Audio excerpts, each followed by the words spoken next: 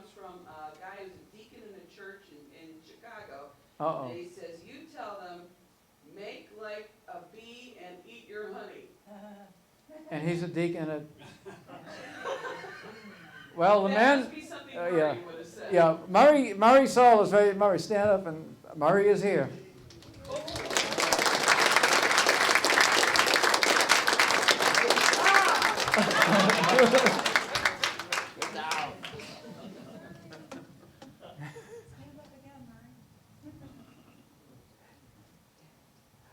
Actually, Murray, why do you, can you come up here for a second? Wait, No. how much weed did you really smoke in the station? That's a legit question. We actually, okay, how much weed do we smoke in the station? None. And does Kid Leo still have that hairdo? The last time I saw him, he has it, but his hair isn't what it used to be. Different color, different, you know. But no, we had a parking lot. In fact, why don't you explain the parking lot that we had? Well, the parking lot was at the back door of the building. Euclid Avenue was the front entrance, and we all only went through the back. And it was just a simple little walking out the door, and that's when you lit up, and that was a place that everybody went to, and it was part of the world. It was a part of every day. And I was in the sales department, and it was not limited to the programming and all the creative people. When we went to lunch from the sales department, it was time to pass a joint. That was the way of the world. And I like to think James Scott is the plain dealer person who went to all the rock concerts. God bless her. And it seems to me that nobody in the world ever inhaled more secondhand smoke than James. Because you go to the show, and the first thing you did, that's true. It was a way of life, and let us remember that. That's true. Okay. Okay. Anything else on your mind? Well, okay. Now, I'll tell a quick Murray story. Because I, you know, everybody's heard the Get Down, right? One time or another. When Murray first came to the station, first time I saw Murray, I saw the back of his head, and he was being interviewed by a salesman at the time named Dave DeCapua. And our entire sales department was young. And most of them looked like our audience. And they had a very difficult time going into straight advertising agencies because they all had long hair, beards, and all that. And in some cases, they were told, well, can you sit outside? Don't sit in the lobby. Can you sit outside? You know, 'cause they look different. I mean, these were the days. The station was not quite respectable. No, and the station wasn't respectable. And there was also there was a cultural gap, a generation gap, everything. You know, the world was changing rapidly. And so I see Murray being interviewed by Dave DeCapua, and when Murray left, I didn't know Murray. I walked in and said, "Who was that you were talking to?" And he said, "That's a new salesman I just hired." And I said, "How old is he?" And he said, "Well, he's in his 40s. And I said, "But what would he know about WMMS?" And his comment was, "You'd be surprised." Now, what did you tell Dave DeCapua? Well, I explained that I had been a salesman all my life, and I was used to introducing new products to people. And I went on about the fact that I would be able to talk to the merchants and the people who owned the businesses who were more my age and explain the station. And I ended the conversation by saying, "And I smoke marijuana." And that kind of gave me credibility. Wait, can you still roll them with one hand? Well, I got a bowl.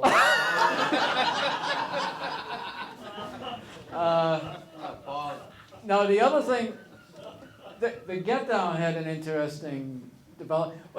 Well, the other part is Murray also did the public affairs programming. on MMS back then. And we took news and public affairs very seriously. I mean, our newscasts were real newscasts. Ed Ferentz was the news director, and you know, I put our newscast up against any radio station. I mean, we were doing our own slant on our own style, speaking to our own audience. But our news was as credible and good as any station, if not better. And Murray did the public affairs show that also, actually two of them. One was We the People. It was Monday, Wednesday, and Friday for 5 minutes at 3:25, or something like that. And then Murray did a show called Jabberwocky Sunday morning at 8. And that was a full 1 hour interview. And these public affairs shows are unlike anything else. But the Get Down actually came from 2 different things. 3 different things. One was, I was sitting in my office one day, you know how you came in here where the elevator is? Okay, if my office was here, the sales office was down where that elevator was. And I'm in my office one day and I just hear this screaming. I hear this person going, Tuesday, Tuesday, Tuesday.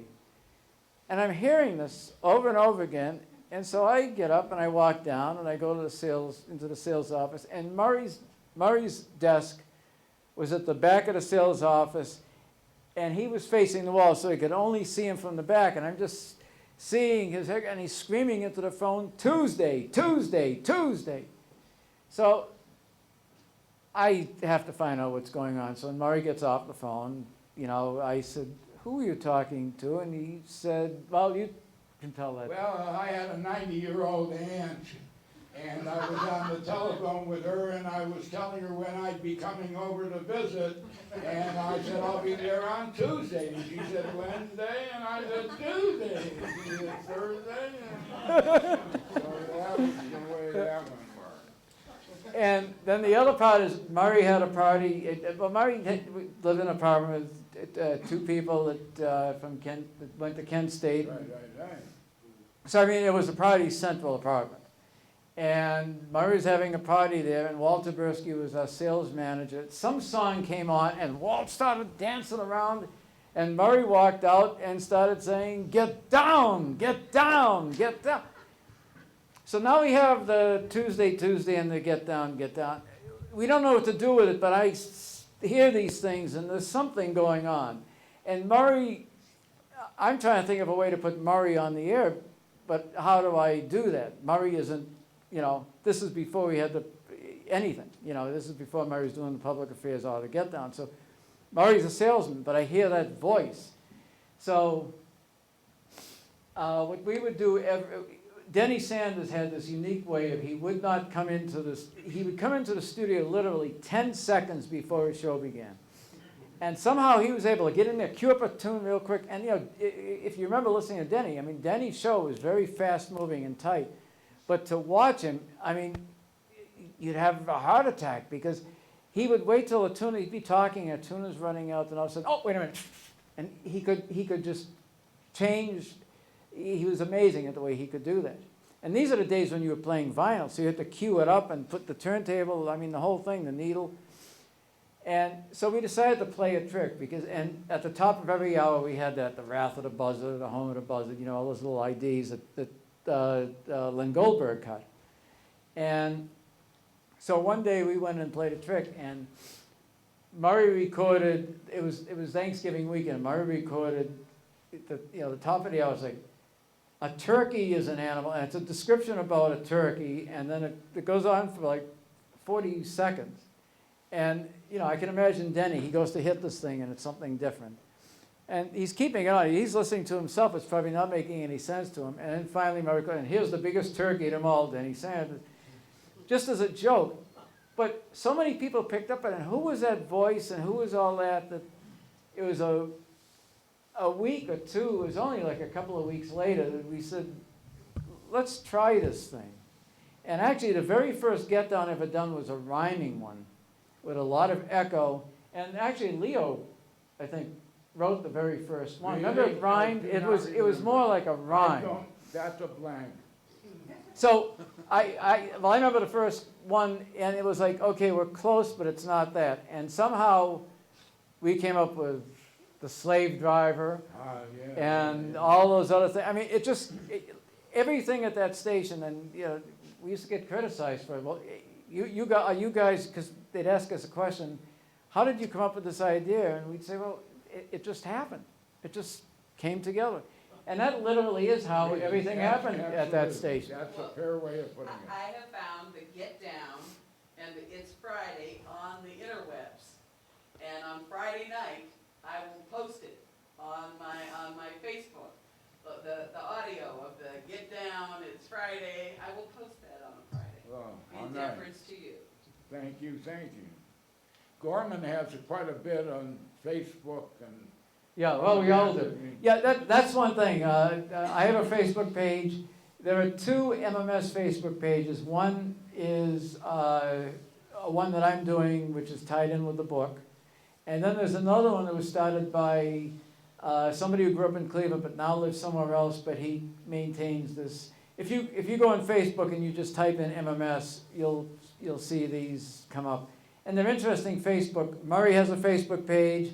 I have a Facebook page, and you're welcome to join it and all that because we get some crazy. The day after the Grammys, where a 67-year-old Mick Jagger, did the Solomon Burke tribute. I ended up finding the Rolling Stones doing the same song in 1965, and I posted that. And then I actually found another video that was Solomon Burke and Mick Jagger and the Rolling Stones all together singing.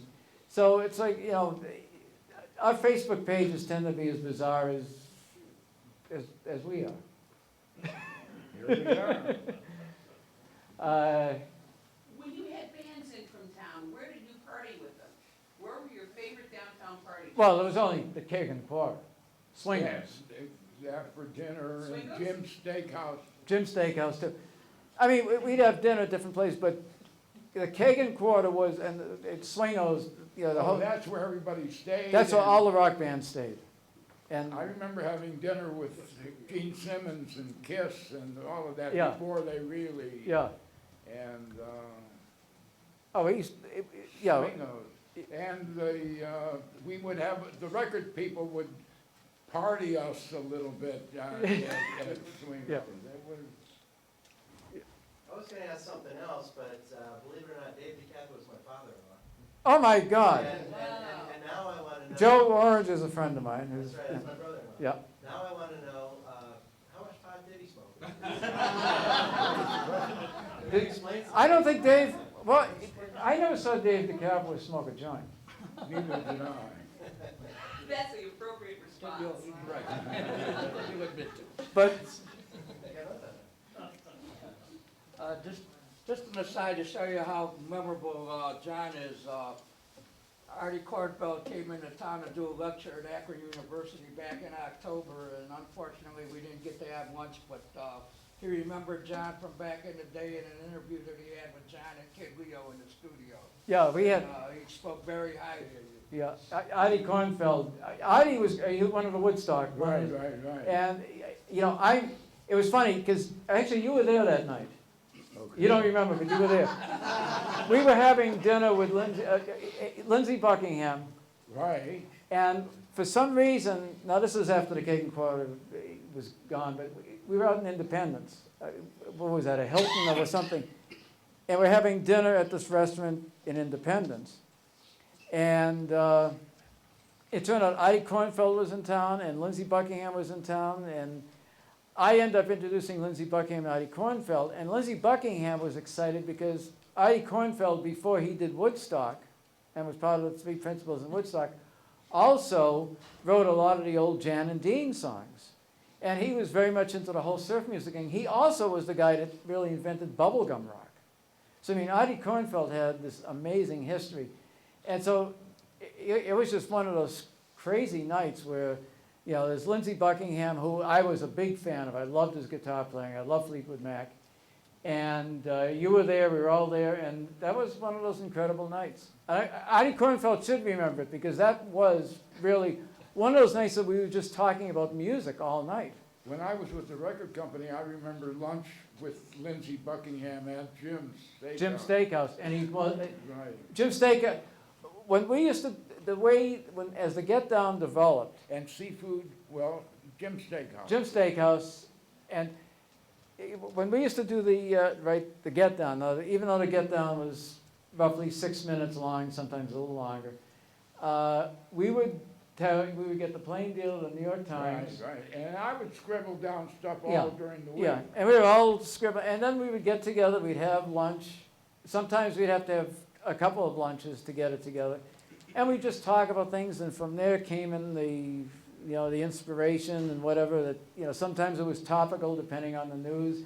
Other time, a lot of the slave driver was definitely Absolutely. inside the station. Right. Milton Maltz was one of the he was one of the inspirations. When the slave driver, they had their corporate meetings, and so we had the slave drivers convention. Yeah, the slave driver, slave driver, slave driver. Exactly, all of Yeah. them. Why did MMS go away? I, yeah, that, I mean, MMS went away because, I mean, if you want one real reason, I had one protector. The station itself had one protector, his name was Carl Hirsch. And Carl Hirsch was second in command. He was the president of Mallrate. He was hired by Milton Maltz. He started as general manager of MMS and worked his way up to really running a company. And he built Mallrate into the company that it became, owning Z100 in New York and KZLA in Los Angeles. And we became a major chain. But it was one of the most respected radio chains in the country because you had stations like MMS and Z100 that really went against the grain of what everybody else was doing. When Carl left, Carl and Milt had a falling out. And when Carl left the station, he was replaced by a gentleman by the name of Gil Rosenwald. And Gil just had a different philosophy, style, and everything. And in 1 year, that station really fell. I mean, for me to leave that station after 13 years, I never wanted to leave that station. And the reason I left is I knew that it could no longer continue. I was answering to different people. There was politics. I mean, here was a radio station that really didn't have that kind of political games. You didn't have to kiss your boss's ass. It wasn't that kind of radio station. It wasn't that kind of business. And I think that was safe to say when Carl left. Right. That's when. Well, I'd like to say that Gil would never have hired me like Dave No, DeCamp would. no. Gil never liked the Get Down. He never liked any of those things. And it's like anything else. Why do bands break up? Some key player leaves, or there's a management change, or a label change, and sometimes that can change everything. I'll see ya. Okay. Whoop. Oh, here, okay. Is he upstairs there? No, he just glides.